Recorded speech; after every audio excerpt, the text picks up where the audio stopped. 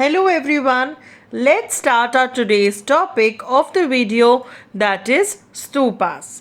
Today we will be discussing in detail about the stupas. So let's start. So we have in our previous videos discussed in detail about the Buddhist ideas and the practices that have emerged out of the processes of dialogue with other traditions. And from other traditions, we mean those from the Brahmanas or from the Jainas or several others also. And not all of whose ideas and practices were being preserved in texts. So, all these interactions can be seen in the ways in which the sacred places came to be identified. Now, from the earliest times, if we talk about, people have regarded, given importance to certain places, or we can say sacred places. Now these all areas or these all sites or these places include sites with special trees or special rocks, sometimes special buildings, or sites of you can say inspiring natural beauty. Now all these sites have small shrines attached to them usually, and they were sometimes described as chaityas. Now, where does this word chaitya come from? So, chaitya, this word may have been derived from the word cheta, which means a funeral pyre, and chaitya means a funerary mound. Now, Buddhist literature mentions several chaityas and it also describes certain places associated with this. Now, if you see map number 1, this map basically shows you major Buddhist sites, that is Sanchi, or you can say Sarnath, Lumbini, Kushinagra, Bodh Gaya, Amravati, and so on. So, as I told you, that Buddhist literature mentions several chaityas and in which it describes the places that are associated with Buddha's life. So, for example, where he was born, that is Lumbini, and the place where he attained enlightenment, that was Bodh Gaya. The place where he gave his first sermon, that was Sarnath, and where he attained Nibbana, that was Kushinagra. So these four sites are the most important sites, so you should learn them for your map work of this chapter, that is Lumbini, Bodh Gaya, Sarnath, and Kushinagra. Other sites are also very important, but these are the most important sites related to Buddha's life. Now, gradually, if we talk about, each of these places came to be regarded as sacred, and hence these places are of great importance to the Buddhist and are very famous tourist places as well. Now, around, if we see about 200 years after the time of the Buddha, Ashoka, he erected a pillar at Lumbini to mark the fact that he had visited the place. Ashoka, as we all know, converted to Buddhism after the bloodshed he has seen in the Kalinga war. Now, firstly, we'll be talking about why were stupas built. So there were other places too that were regarded as sacred, but this was because there were some relics of the Buddha, such as his bodily remains were there, or certain objects related to him were present there that were being used by him, that were buried there actually. So these places are regarded as sacred as they contain the relics of Buddha. So these were mounds known as stupas. So basically, the stupas are the places where the relics of Buddha are being buried there, that is, his bodily remains or the objects that were being used by him.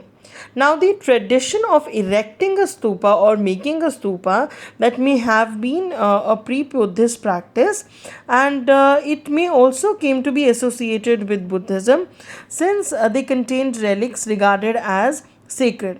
So the containment of relics in the stupa is considered as sacred, and the entire stupa came to be venerated as an emblem of both the Buddha and Buddhism. So the stupa is both an emblem of Buddha as well as Buddhism as a religion. Now, if we talk about, according to the Buddhist text known as the Ashoka Vadana, that states that Ashoka distributed portion of Buddha's relics to every important town, and he ordered the construction of stupas over them. So basically, what did Ashoka do? He distributed the relics to different places, that is to different towns, where he ordered the construction of stupas over them. Now, by 2nd century BCE, if we talk about, there were a number of stupas that included those at Bharhat and Sanchi and Sarnath that are being mentioned in map 1. As we have seen the previous slide, they had been built there. Now the next question that arises is that how were stupas built? So there were certain inscriptions that were found on the railings and the pillars of the stupas that actually have recorded donations that were made for the building and the decorating of the stupas. So some of the donations that were being made for the stupas were made by kings and such as the Satvanas. Some of the donations were also being made by the guilds, for example that of the ivory workers, who have actually financed the part of one of the gateways at Sanchi. Now there were hundreds of donations that were also made by women and men who had mentioned their names and also sometimes adding the name of the place from where they came. So certain names were also mentioned with the place from where the person belonged to. And sometimes the person's occupation and also the name of their relatives was mentioned. Now, bhikshus and the bhikshunis, about whom we have talked about in the last video, they also contributed towards the building of these monuments. Now, the next topic is the structure of the stupa. Now, the stupa, that is a Sanskrit word meaning a heap.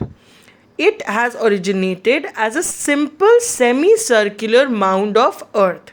You can understand it in that way that a stupa is a semicircle from the above and semicircular mound of the earth, which was later on called as Anda.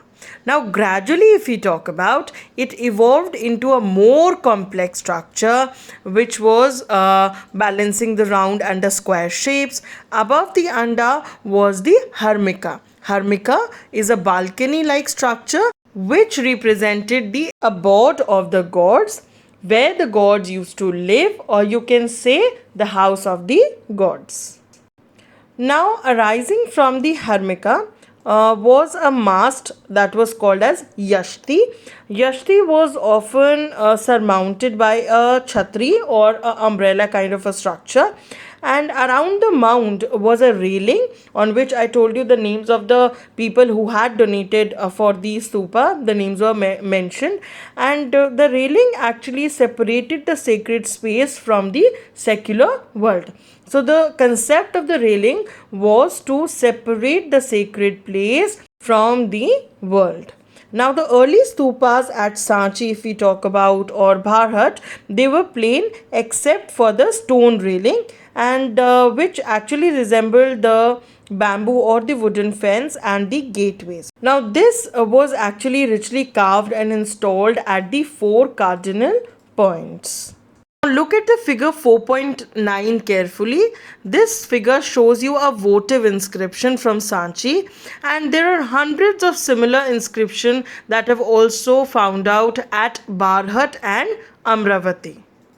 Now here in figure 4.10a and this is 4.10b on the right hand side. So in both the figures you can see the structure of the stupa and the railing around it. First figure, that is on the left hand side, that is 4.10a. This figure shows you a plan of the great stupa at Sanchi, and this plan provides a horizontal perspective of a building.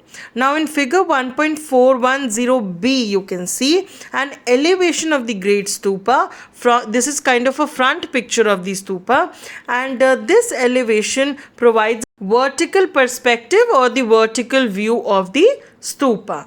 Now the worshippers entered through the eastern gateway into the stupa, and they walked around the mound in a clockwise direction, and they kept the mound on the right hand side of themselves, and they imitated the sun's course through the sky. Now later on, the mound of the stupas came to be elaborately carved with niches and also sculptures at Amravati and Shahji Ki Dheri in Peshawar, that is in Pakistan. So children, that's all for today. We'll come back in the next video with the next topic. Thank you so much.